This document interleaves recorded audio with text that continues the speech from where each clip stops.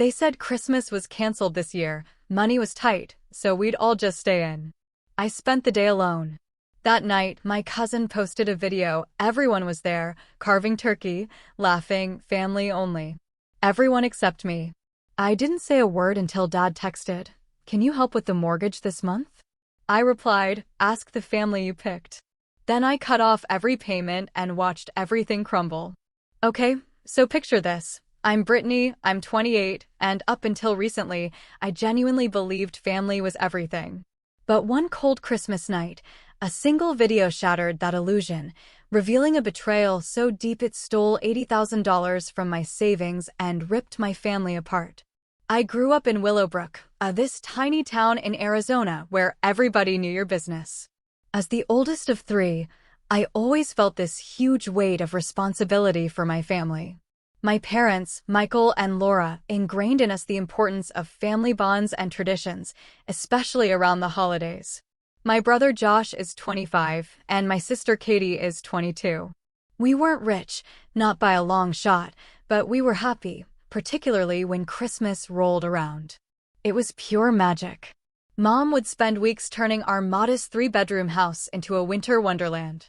Dad would drive us around to see the lights, hot chocolate in hand, and we had these silly traditions, like matching pajamas on Christmas Eve and opening one gift before bed. These memories, they were the bedrock of my childhood joy. I was always the academic one. Graduating high school with honors, I snagged a scholarship to ASU for computer science. College was tough, but I was determined to make something of myself, working part-time jobs to cover whatever my scholarship didn't. And even then, I came home for every single holiday, especially Christmas. Family was my unwavering priority. After graduating with honors, I landed an incredible job at a growing tech company in Seattle. The opportunity was too good to refuse, even if it meant moving 1,000 miles away. My starting salary? More than both my parents had ever made combined. I was so proud, but honestly, I miss being close to home. Everything shifted 3 years ago when Dad lost his job at the manufacturing plant where he'd worked for 2 decades. The company downsized, and at 54, he just couldn't find comparable work. Mom worked part-time at a department store, but their combined income wasn't enough to cover the mortgage on the house they'd been paying off for 18 years. When Dad called me, tears in his voice, terrified they'd lose our family home, I didn't even hesitate. "I'll help," I told him. "Just tell me what you need." That was the beginning of my financial lifeline to them. First, it was covering the mortgage for a few months. Then, the utility bills when winter hit. Before I knew it, I was sending them $2,000 every single month just to keep them afloat. "It's just temporary," Dad would always say. "Until I get back on my feet." I never minded helping. My job was thriving. I'd been promoted twice in 3 years. My salary allowed me to live comfortably in Seattle while still supporting them. Despite the distance, I called my parents every Sunday without fail. As Christmas approached this year, our calls became more frequent, buzzing with holiday plans.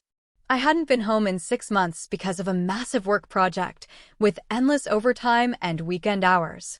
The thought of Christmas with my family was literally the only thing getting me through. "I can't wait to see everyone," I told Mom in early December.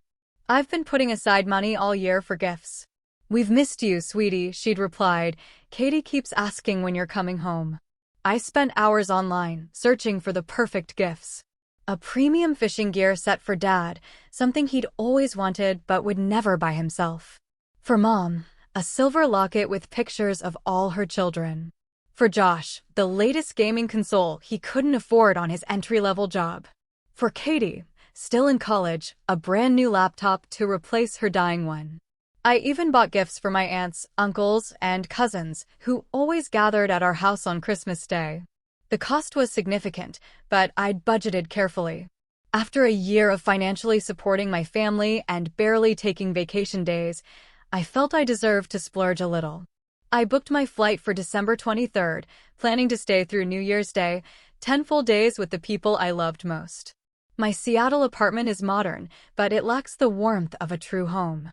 I decorated a small artificial tree and hung a wreath, but it just wasn't the same as Mom's elaborate displays. I worked extra hours, often until 9 or 10 at night, to clear my schedule. My boss, Samantha, even noticed. "You're really pushing yourself, Brittany," she'd commented one evening. "Make sure you enjoy your time off. You've earned it." "I will," I'd promised. Christmas with family is worth every late night. As December unfolded, I found myself daydreaming about sledding with my siblings at Pinehurst Hill, just like when we were kids. I pictured helping Mom bake her famous gingerbread cookies while Dad pretended not to sneak bites of dough. I imagined us all gathered around the fireplace, opening gifts to the soft hum of Christmas music. The sheer anticipation kept me going. It had been a challenging year, and the weight of supporting my family financially sometimes felt crushing. But the thought of their faces when they opened their gifts, the hugs, the laughter we'd share, it made everything worthwhile. Christmas was going to be my reward for all the sacrifices I'd made. 2 weeks before my flight, I shipped the carefully wrapped gifts to my parents' house. I sent Mom a separate text, asking her to keep them hidden until Christmas morning. "These are special," I wrote. "I can't wait to see everyone's reaction." That was the last normal conversation we had. The call came on a Wednesday evening, 11 days before Christmas. I'd just gotten home, exhausted after a 10-hour day. My phone rang with Mom's familiar ringtone, and I answered, smiling, expecting to finalize plans. "Brittany, honey," Mom's voice sounded strange, hesitant. "I need to talk to you about Christmas." Something in her tone made me sit down. "What about it? Is everything okay?" "Well, your father and I have been talking, and we think it might be better to skip the big celebration this year. Money's just too tight, and we're feeling overwhelmed." I frowned, confused. "Mom, I've been helping with bills all year, and I'm happy to bring extra for the holidays."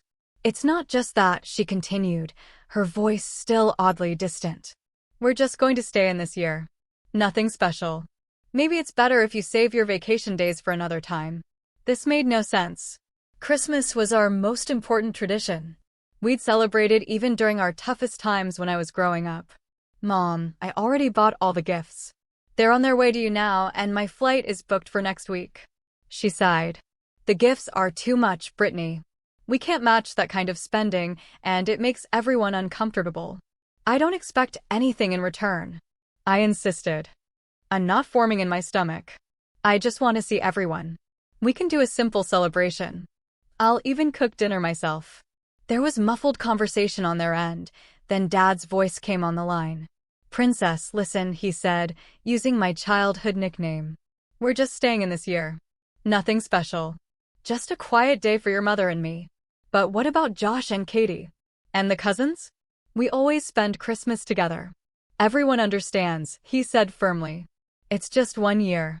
We'll do something next summer instead, when things aren't so hectic." I tried every angle. I offered to book a restaurant. I suggested I could come for just 3 days instead of 10. I even proposed a small gathering with just immediate family. Each suggestion was gently but firmly declined. "We're just staying in" became their repeated phrase. Nothing special this year. By the end of the call, I felt deflated, but I tried to be understanding. Times had been tough for them, and maybe the pressure of hosting Christmas was too much. Still, it seemed extreme to cancel everything instead of just scaling down. "I can still send the gifts, right?" I asked before hanging up. "If you want to," Mom replied, sounding oddly disinterested. "But don't expect anything elaborate in return." After the call, I sat on my couch, staring at my small Christmas tree.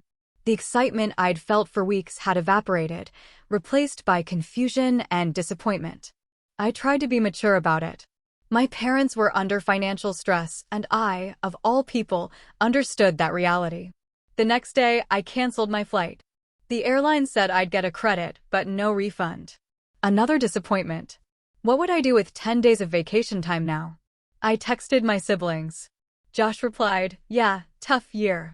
Katie didn't respond at all, which was really unlike her. I wondered if she was busy with finals. Over the next few days, I made several attempts to maintain some semblance of holiday connection. I suggested a group video call on Christmas morning. Mom replied that their internet had been spotty and she couldn't commit to a time. I offered to send a care package with ingredients for our traditional Christmas breakfast. Dad texted back that they were watching their sugar intake and wouldn't be doing the usual breakfast. Each rejection felt stranger than the last. My parents weren't particularly health conscious, and our rural Arizona town had reliable internet.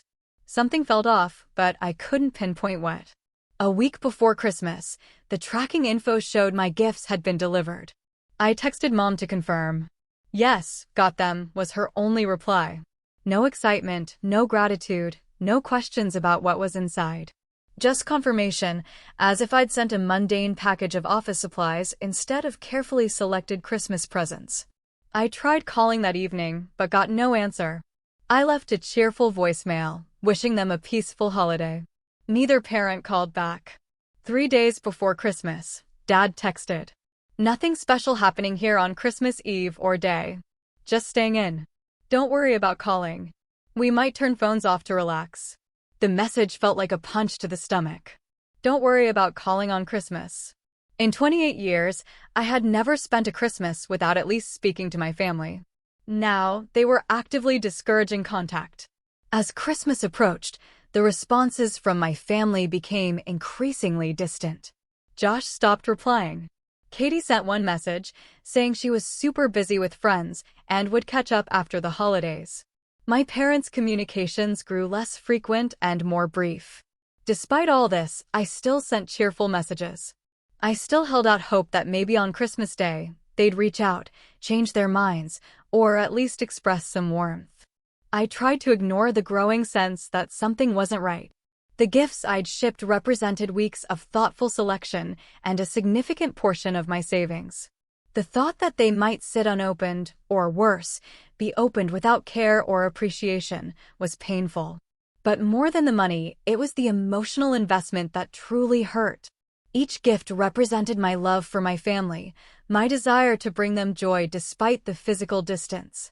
Christmas Eve arrived with a heavy snow in Seattle, frosting my windows with delicate patterns. In years past, this would have been when I called my family to wish them a Merry Christmas Eve before we all put on our matching pajamas. This year, my calls went straight to voicemail. That night, I fell asleep with my phone clutched in my hand, still hoping for a message that never came. I woke up on Christmas morning to the sound of silence. No excited calls from my sister, no cheerful group text from my parents.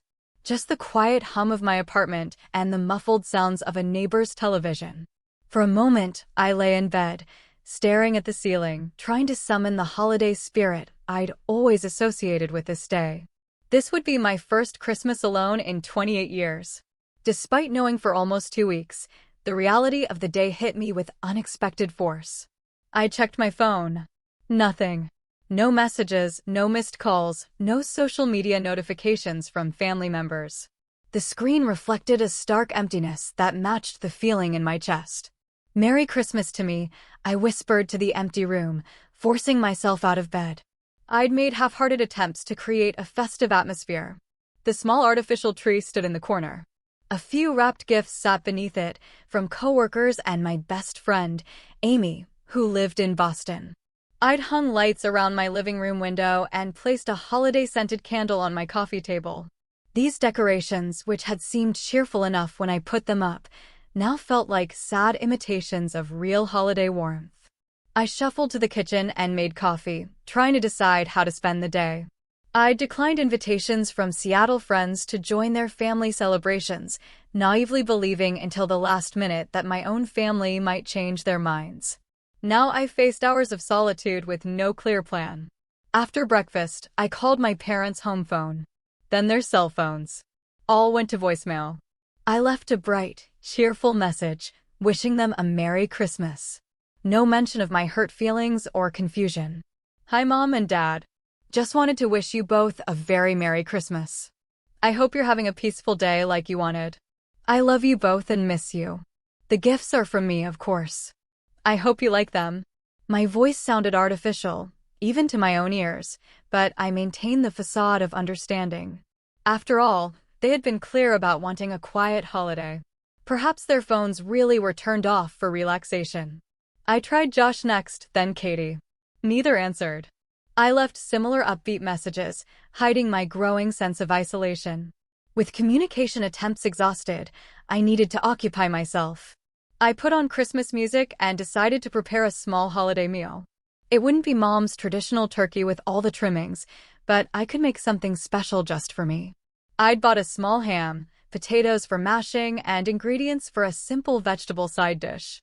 As I chopped and stirred in my tiny kitchen, I found myself talking out loud, narrating the cooking process as if I were hosting a holiday cooking show. It was better than silence. Now we'll add a glaze to the ham. Just brown sugar, a bit of mustard, and some spices. My voice echoed in the empty apartment. I swallowed hard against the lump forming in my throat. By 3 o'clock, my meal was ready. I set my small dining table with my best dishes and lit a candle.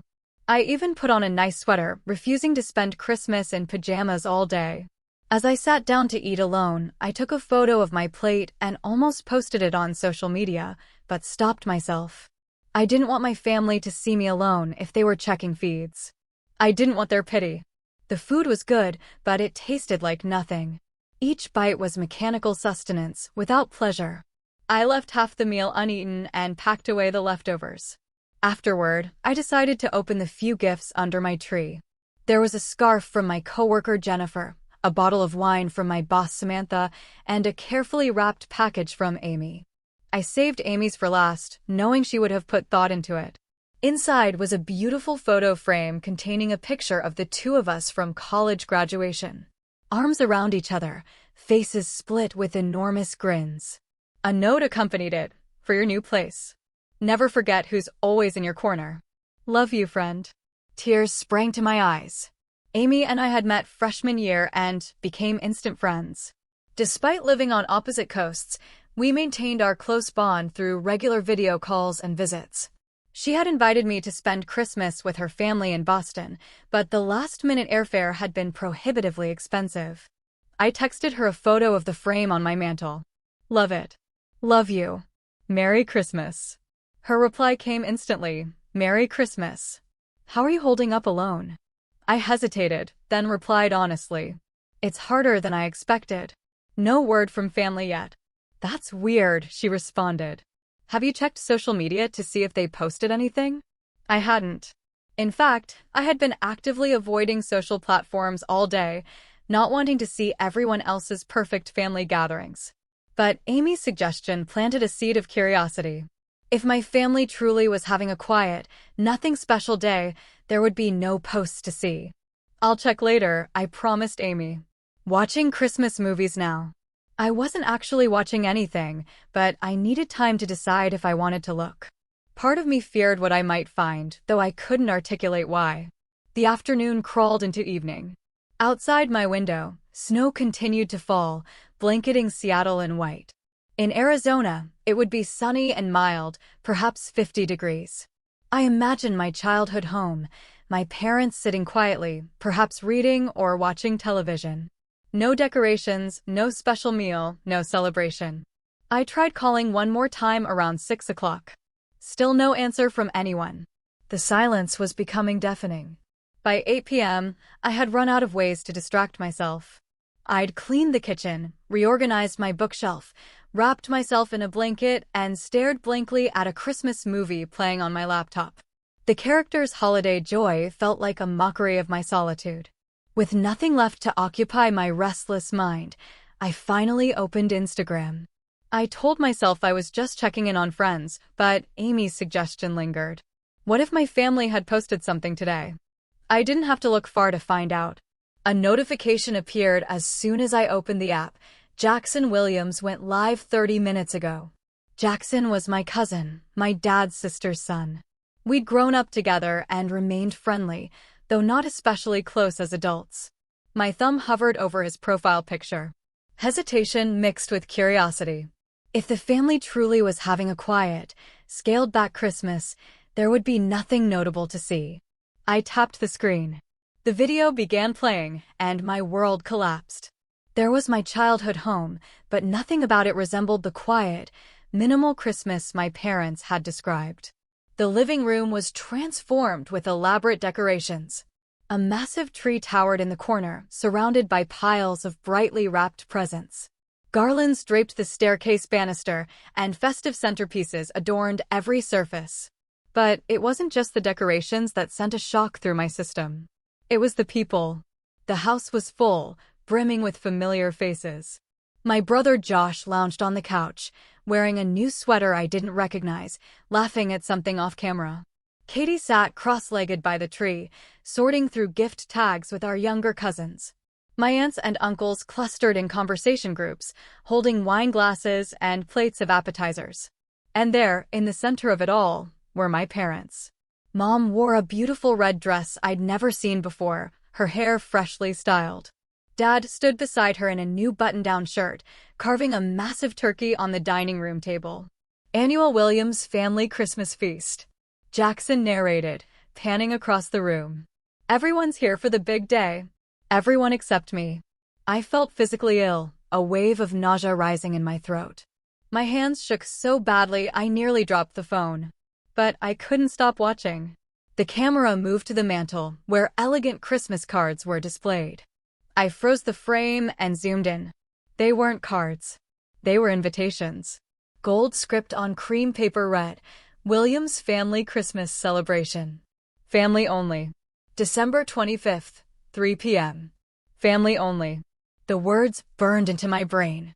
I continued watching with a sense of detached horror as Jackson's video tour showed relative after relative, all gathered in the home where I'd been told nothing special was happening, where Christmas had supposedly been canceled due to tight finances, where I had been explicitly told not to come. The video moved to the gift exchange. I watched as my mother opened a small jewelry box and gasped in delight, holding up an expensive-looking diamond pendant. "Michael, it's beautiful," she exclaimed, kissing my father on the cheek. The same father who had been accepting $2,000 from me monthly to help with the mortgage. The same mother who had said they couldn't afford Christmas this year. I recognized some of the wrapped packages under the tree as the ones I had sent. They sat unopened in the corner, clearly set aside and forgotten in the excitement. Then came my father's speech. He stood holding a glass of champagne, another expense they supposedly couldn't afford, and addressed the room. "I want to thank everyone for making it here today," he said, smiling broadly. Looking around, I see everyone who matters to us. Everyone who makes this family special. Everyone who matters. The words were a knife to my heart. "This year hasn't been easy," he continued. "But having all of you here makes everything worthwhile. To family." To family, the room echoed, raising glasses. A family that apparently didn't include me. The video ended with scenes of dessert being served and more gifts being opened. My gifts remained untouched in the corner, an afterthought. I replayed the video 3 times, capturing screenshots as evidence. Each image was more damning than the last. The elaborate meal, the expensive new clothes, the professionally decorated house, the champagne glasses, the diamond pendant around my mother's neck. The physical symptoms of shock set in as the truth became undeniable. My hands went cold and numb. My chest constricted as if bands were tightening around my ribs. The room seemed to spin slightly, and I had to put down the phone and focus on breathing. I ran to the bathroom and threw up the Christmas dinner I had prepared for myself. Kneeling on the cold tile floor, I finally allowed the tears to come. They weren't gentle tears of sadness, but harsh, body-racking sobs of betrayal. 3 years of financial support. 3 years of sacrificing my own savings to help them make ends meet. 3 years of believing I was an essential part of keeping my family afloat. And all of it, apparently, a lie. They hadn't canceled Christmas because they couldn't afford it. They had simply canceled Christmas with me. After the initial shock subsided, I returned to Instagram with a methodical determination. I checked my brother's profile. He had posted earlier in the day, "Best Christmas ever with the fam." The photo showed him with our parents and sister, all wearing matching Christmas sweaters, all smiling broadly. I checked Katie's stories. She had documented the entire day, from breakfast preparations to gift opening. Annual Williams' Christmas Magic, her caption read, "As if nothing was different this year." I checked my Aunt Susan's profile. She had shared photos going back weeks, showing preparations. Can't wait for our family Christmas, a post from December 10th declared, right around the time my mother called to tell me the holiday was canceled. With shaking hands, I texted the screenshots to Amy. Her response was immediate. What the actual hell? Call me now. I did. And the moment I heard her voice, I broke down again. They lied to me. I sobbed. They told me Christmas was canceled, that they were just staying in, that money was too tight. And they're all there without me. Oh my God, Brittany, Amy whispered. I don't even have words. I've been sending them money every month, I continued, the words pouring out between sobs. $2,000 to help with the mortgage, with bills. Dad lost his job and said they might lose the house. I've been helping them for 3 years, Amy. 3 years. And now they're buying diamond necklaces and throwing huge parties. The outrage in her voice mirrored the feeling building inside me. I don't understand, I said, my voice small and broken. What did I do wrong? Why wouldn't they want me there? You didn't do anything wrong, Amy said firmly. This is about them, not you. This is exploitation, Brittany. They've been taking advantage of you. The word hit me hard. Exploitation? Was that what this was? Had my own family been using me? I need to look at something, I said suddenly. I'll call you back. I hung up and immediately opened my banking app. There it was, the recurring monthly transfer to my parents' joint account. $2,000 on the first of every month for the past 36 months. $72,000 total. I scrolled through my text history with my father. Every month, like clockwork, a thank you message after the transfer. This helps so much, princess. Don't know what we'd do without you. Just until things turn around. I searched my email for receipts of additional financial help I'd provided, extra money for car repairs, medical bills, property taxes. Thousands more beyond the regular transfers. Money I could have saved for my own future, spent believing I was helping keep my family stable. The betrayal cut deeper with each revelation. This wasn't a one-time exclusion. This was a pattern of deception designed to keep me sending money while keeping me at a distance. I called Amy back. I need to see how long this has been happening, I said, my voice now eerily calm. The tears had stopped, replaced by a cold, focused anger. What are you going to do? She asked. I'm going to find out the truth, I replied. All of it. Over the next few hours, Amy remained on the phone with me as I conducted a thorough investigation into my family's deception. The more I uncovered, the more extensive the betrayal appeared. I think I should check their other social media accounts, I told Amy, my voice hollow as the initial shock gave way to methodical fact-finding. Do it, she encouraged. You deserve to know exactly what's been happening. I started with Facebook, which my parents used more frequently than Instagram. My father's profile revealed numerous gatherings over the past year that I'd known nothing about. Family barbecues in the summer, a lavish Thanksgiving dinner, even a vacation to San Diego in October that no one had mentioned to me. They told me they couldn't afford a vacation this year, I said to Amy, my voice rising with indignation. I offered to take them somewhere for their anniversary, but Mom said traveling was too expensive right now. While you were working overtime to send them money, Amy added, the disgust evident in her tone. My mother's profile yielded even more damning evidence. Photos of shopping trips showcasing expensive purchases. Check-ins at upscale restaurants.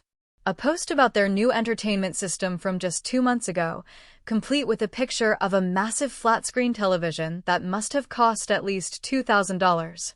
$2,000? The exact amount I sent them monthly to help with the mortgage. Amy, I think I've been funding their lifestyle, I whispered, the realization hitting me like a physical blow. Not their necessities. I suspected something was off with them, Amy admitted quietly. Remember when I visited you in Arizona last year?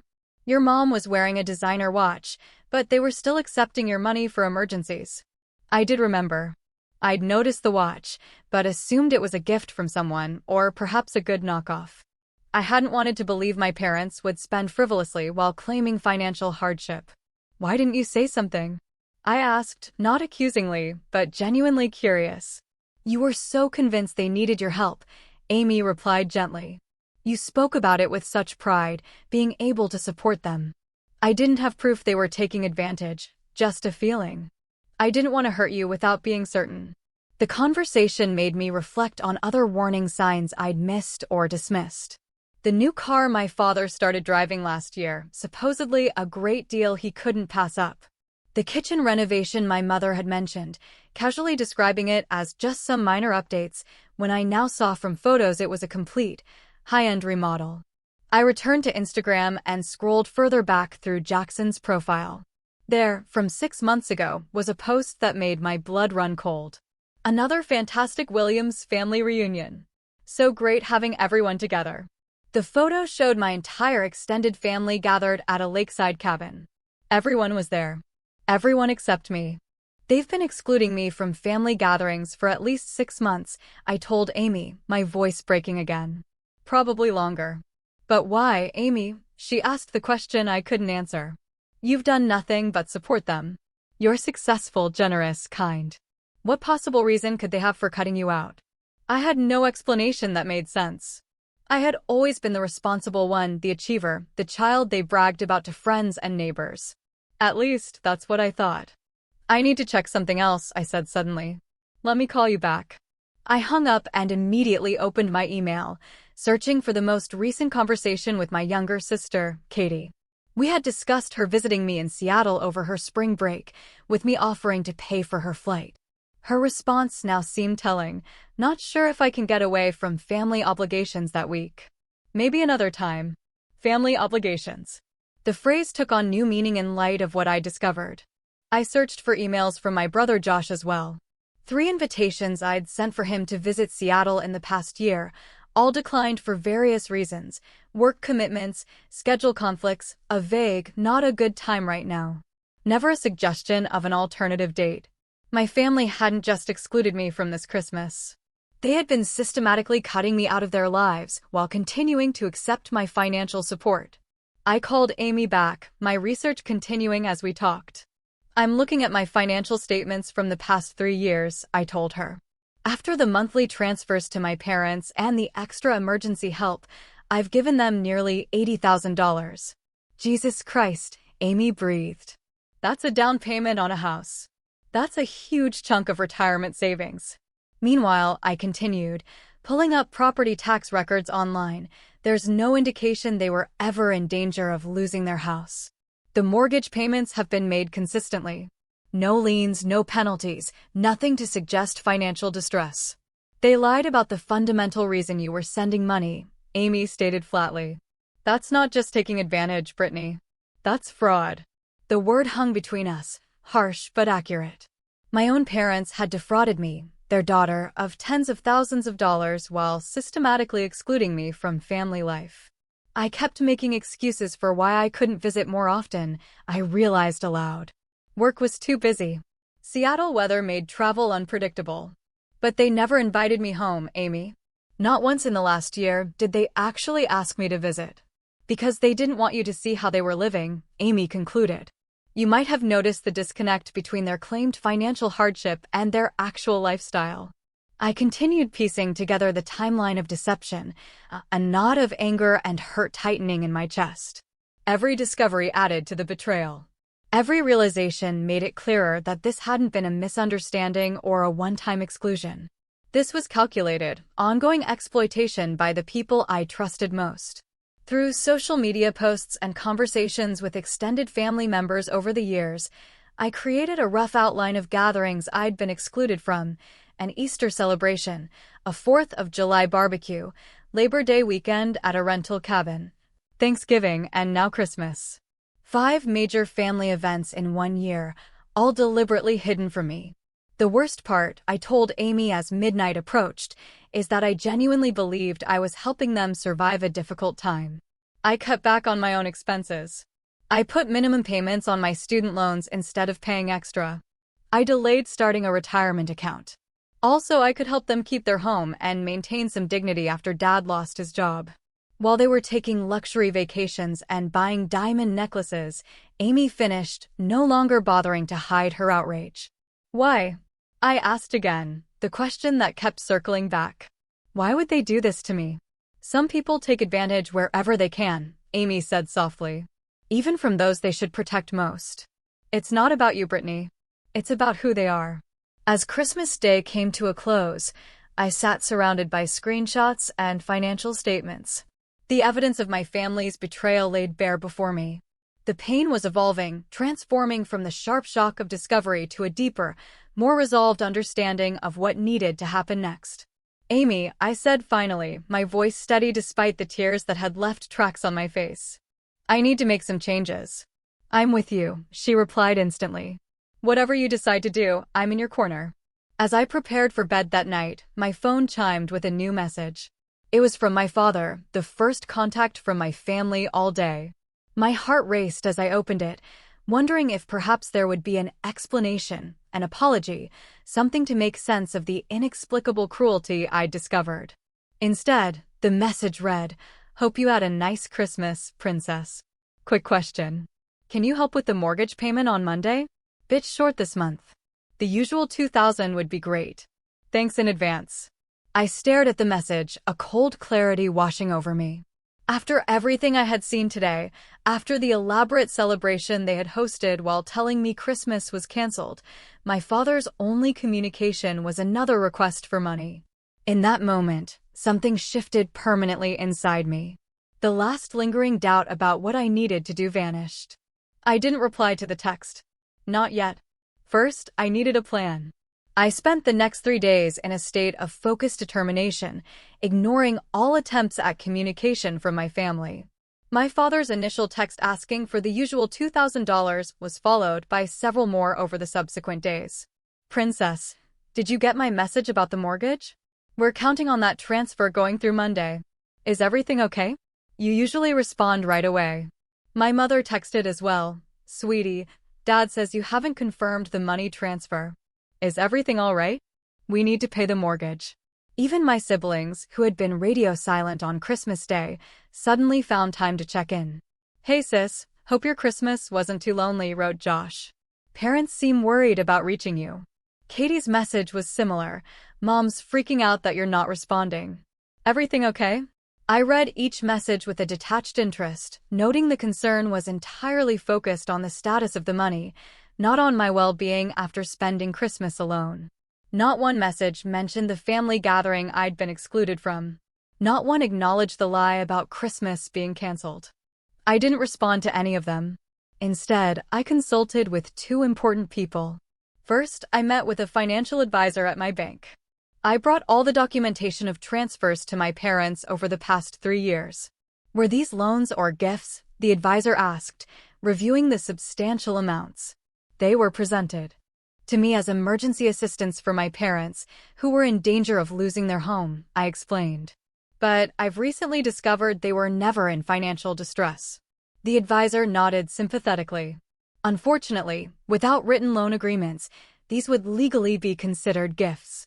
However, we can absolutely stop any automatic transfers and secure your accounts going forward." Together, we canceled the recurring transfers scheduled for the upcoming Monday. We changed passwords and security questions on my online banking. We even set up alerts for any unusually large withdrawal attempts. My money was now secure from further exploitation. Next, I video called Amy, who had been my emotional support throughout this ordeal. "I'm ready to respond," I told her. "I've secured my finances. Now, I need to establish boundaries." "Are you sure you're ready?" Amy asked gently. "It's okay to take more time." "I'm ready," I confirmed. "If I wait any longer, they'll just find another excuse for why they need money. The cycle needs to end now." Amy nodded. "I'm proud of you, Britt. Whatever happens, remember this is about protecting yourself, not punishing them, even if they deserve it." With my finances secured and my resolve strengthened, I finally responded to my father's text on the evening of December 28th, 3 days after Christmas. The message I'd received that morning had been more urgent. "Brittany, we need to know if the money is coming tomorrow. The mortgage payment is due." My reply was simple but impactful. "Ask the family you chose." Within minutes, my phone exploded with notifications. First came a call from my father, which I declined. Then my mother called, then Josh. All calls went unanswered. Text messages began flooding in. "Dad, what do you mean by that?" "Mom, Brittany, what's wrong?" "We need that money for the house."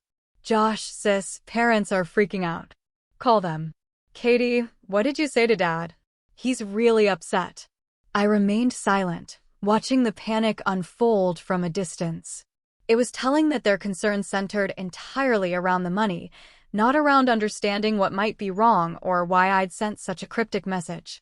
Finally, after an hour of ignored calls and texts, I sent a group message to my immediate family, with several of the screenshots attached, images of the Christmas gathering, the expensive gifts, the family invitations. My message read, I saw everything. I know Christmas wasn't canceled. I know it wasn't a quiet day at home. I know everyone was there except me. I've contributed over $80,000 to this family over 3 years, believing you needed help to survive. That ends today. All automatic payments have been canceled. The response was immediate chaos. My phone rang continuously for the next hour. I turned it to silent and continued with my evening routine, a strange calm having settled over me.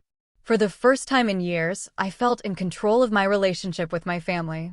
When I finally checked my messages before bed, I found dozens of texts ranging from defensive to apologetic to outright manipulative. My mother had sent, "You're completely misunderstanding. We didn't think you could make it home with your busy job. We were protecting you from feeling obligated to travel." My father wrote, "This is a huge overreaction to a simple misunderstanding. We need that money for the mortgage, princess. The family depends on you." Josh tried a different approach. "Look, nobody meant to hurt your feelings, but cutting off financial support hurts everyone. Think about what you're doing." Katie was the only one who showed a hint of genuine remorse. "I'm really sorry, Brittany. I should have told you about the gathering. I just went along with what Mom and Dad said."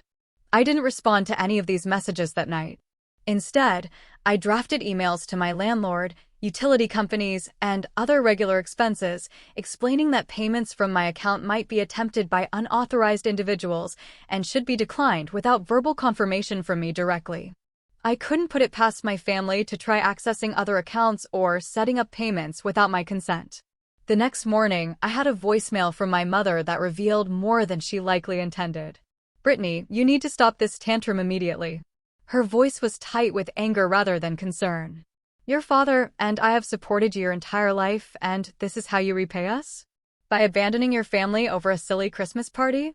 We have the mortgage payment, plus property taxes coming up, and we just put a deposit down on a spectacular cruise for February. We can't afford all this without your help. Call me back immediately." A cruise. They had booked a cruise while telling me they couldn't afford Christmas. The final piece of confirmation I needed. Instead of calling my mother back, I made an appointment with a therapist specializing in family trauma.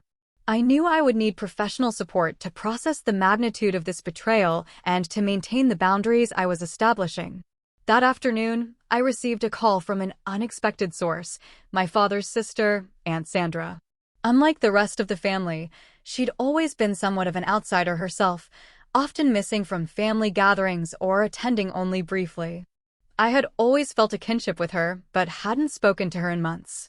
"Brittany," she said when I answered, "I heard what happened. Your cousin Jackson told me you saw his Christmas video and that you weren't invited.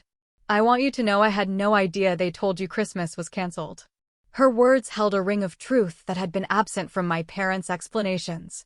"I've been sending them money for years, Aunt Sandra," I confessed.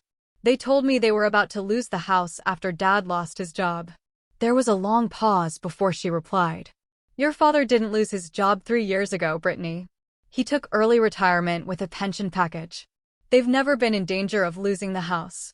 The revelation hit me like a physical blow. Not just manipulation of the truth, but an outright fabrication of the very premise that had led me to provide financial support in the first place. Why would they lie about something so fundamental? I asked, though I already suspected the answer. "Your parents have always lived beyond their means," Aunt Sandra explained gently. "Your success became their solution. They've been bragging to the family about their clever arrangement with you, your generosity funding their lifestyle while they maintain control over the family dynamic by keeping you at a distance so you can't see how they're using your money. And everyone just went along with this?" I asked, stunned that not a single family member had reached out to warn me. "Most people didn't know the extent of it," she admitted. I only found out recently when your father got drunk at Thanksgiving and boasted about how they had trained you to send money without question. It made me sick, but I didn't have your contact information to warn you. Her honesty, painful as it was, provided the external validation I needed. This wasn't a misunderstanding or an overreaction on my part. This was deliberate exploitation by my parents, enabled by the silence of family members who either didn't know the full truth or chose not to interfere. Thank you. You for telling me, I said sincerely. It helps to know I'm not crazy for feeling betrayed. You're not crazy, Aunt Sandra assured me. And you're not alone. I've often been the family outcast myself for questioning your parents' behavior over the years. If you need someone who understands, I'm here. Her support strengthened my resolve. After our call, I composed a formal email to my parents, copying my siblings. After discovering the extent of the deception regarding family finances and being deliberately excluded from family gatherings while continuing to provide financial support, I am terminating all financial assistance effective immediately. Any future communication should acknowledge the truth of what has occurred rather than continuing the pattern of manipulation. I will be taking time to reassess our relationship and what form it may take going forward, if any. The email was met with a barrage of responses, ranging from my mother's outrage, "After all we've done for you," to my father's attempt at financial threats, "You'll regret this when tax season comes." "You've been claiming some of our expenses," to my brother's sudden concern for my mental health, "You're not thinking clearly, sis. Maybe you should talk to someone." I forwarded these responses to my therapist as examples of the manipulation tactics I was facing. Her validation helped me stand firm as the pressure from my family intensified over the following days. 1 week after Christmas, my father sent a text that showed he still hadn't grasped the severity of the situation. "Look, we're sorry if your feelings were hurt about Christmas, but we really need the January mortgage payment. Can you put aside this disagreement until we figure things out financially?" My response was brief: "The mortgage is your responsibility. My bank has been instructed to decline any attempted withdrawals from your accounts." It was the last direct communication I had with my father for months. As January began, I felt a strange mixture of grief and liberation. The family I thought I had was gone, revealed to be an illusion maintained as long as I provided financial benefit. But with that painful truth came freedom from exploitation and the opportunity to rebuild my life on honest foundations. The first month after cutting financial ties with my family was surprisingly peaceful. After the initial flood of calls and messages, there was radio silence from my parents and brother. Only Katie sent an occasional text, usually just to check if I was still mad. I responded politely but maintained my distance, explaining that this wasn't about anger, but about fundamental trust and respect. "I'm not mad, Katie," I wrote. "I'm protecting myself from further exploitation. There is a difference." As February approached, I began hearing updates through Aunt Sandra, who had become an unexpected ally. According to her, my parents were experiencing the natural consequences of losing their daughter ATM. They missed the January mortgage payment, she told me during one of our weekly calls. "Your father's been asking other family members for loans. Are people giving them money?" I asked, concerned that someone else might be manipulated as I had been. "No," she said with a hint of satisfaction. "Your courage in standing up to them exposed their pattern. Nobody wants to be the next Britney." While I took no pleasure in my parents' financial struggles, there was a certain justice in them finally facing the reality of their own financial choices. For too long, they had lived beyond their means with my unwitting support.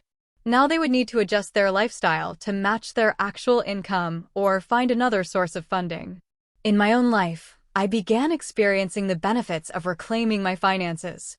For the first time in 3 years, I had an extra $2,000 each month to allocate toward my future rather than my parents' fabricated emergencies. I increased my retirement contributions, began building an emergency fund of my own, and even started researching first-time homebuyer programs. "It's amazing how much more secure I feel financially," I told Amy during one of our video calls. I hadn't realized how much stress I was carrying, always worrying about their next crisis. "That's because there was always a next crisis," Amy pointed out. "By design." She was right. Looking back, There had always been some urgent need just after I'd recovered from the previous expense: a broken water heater, car repairs, medical bills not covered by insurance. Each crisis carefully timed to maximize my sense of obligation while preventing me from questioning the pattern. February brought another update from Aunt Sandra. My parents had canceled their cruise, unable to make the final payment without my contribution. This news came with a screenshot of a social media post from my mother, lamenting that they had to cancel due to unexpected family issues. The subtle attempt to blame me for their situation might have hurt me months earlier, but now I recognized it as another manipulation tactic and let it go. Through weekly therapy sessions, I began to understand the dysfunctional dynamics that had allowed this situation to develop. I learned about financial abuse, typically discussed in the context of romantic relationships, but equally applicable to my family situation. I explored my need for approval and tendency to overfunction as the responsible one in relationships. Most importantly, I began to recognize that I deserved relationships based on mutual respect rather than exploitation. Your generosity isn't the problem, my therapist assured me. Your boundaries were. But you're fixing that now, and that's tremendous growth. By March, I had established new traditions and connections that began filling the void left by family estrangement. I joined a hiking group that met weekly to explore trails around Seattle. I accepted dinner invitations from coworkers I'd previously declined in favor of video calls with family who now seemed to have had little genuine interest in my life. I even started dating again after a 2-year hiatus, meeting a kind environmental engineer named David who valued honest communication above all else. I've been so focused on proving my worth through sacrifice, I told him on our third date, having shared a simplified version of my family situation. I forgot that relationships should add to your life, not drain it. Healthy love multiplies resources, he agreed. It doesn't deplete them. As spring approached, I received the first communication from my family that wasn't centered around money or manipulation. It came from my brother Josh, a handwritten letter that arrived at my apartment in early April. I've been thinking a lot about Christmas and everything that happened after, he wrote. At first, I was angry with you for cutting off mom and dad financially, but the more I've watched them scramble and blame everyone but themselves, the more I've realized you might have been right all along. They told us you couldn't come for Christmas because you were too busy with work and didn't want to be bothered with family stuff. We believed them because it was easier than questioning. I'm sorry for my part in hurting you. I should have reached out directly instead of accepting their version of reality. The letter continued, with details of how my parents' financial situation had deteriorated. They had downsized to a smaller car. They were considering selling the house and moving to a condo. They had started arguing constantly about money, each blaming the other for spending habits that could no longer be sustained without my subsidies. I don't tell you this to make you feel guilty, Josh clarified toward the end. You have nothing to feel guilty about. I tell you so you know that your decision forced some necessary changes. Maybe in time they'll learn from this. Maybe not. Either way, I'd like to have a relationship with my sister again, on healthier terms. I cried after reading his letter, not from pain, but from the validation it provided. Then I called him, our first real conversation in nearly 4 months. I never wanted to hurt anyone, I told him after we'd exchanged awkward greetings. I just couldn't keep sacrificing myself for people who didn't even want me around. I know that now, he said quietly. And for what it's worth, I did want you around. I just didn't stand up to mom and dad when I should have. It wasn't complete healing, but it was a start. A small bridge being rebuilt between siblings who had been manipulated into distance by parents with ulterior motives. Katie followed with her own olive branch a few weeks later. A text message admitting she had known Christmas wasn't really canceled. I was selfish, she confessed. I went along with it because I didn't want to rock the boat. You deserved better from your little sister. These gestures from my siblings were meaningful steps toward potential reconciliation, but I maintained firmer boundaries than I had before. I agreed to monthly video calls with each of them, separate from any contact with our parents. I made it clear that I would not discuss my financial situation or decisions with them, nor would I entertain requests to resume supporting our parents. My relationship with mom and dad will develop on its own timeline, if at all, I explained to Katie. I'm not asking you to take sides, but I am asking you to respect my boundaries. As for my parents, their approach to the situation continued to reveal their true priorities.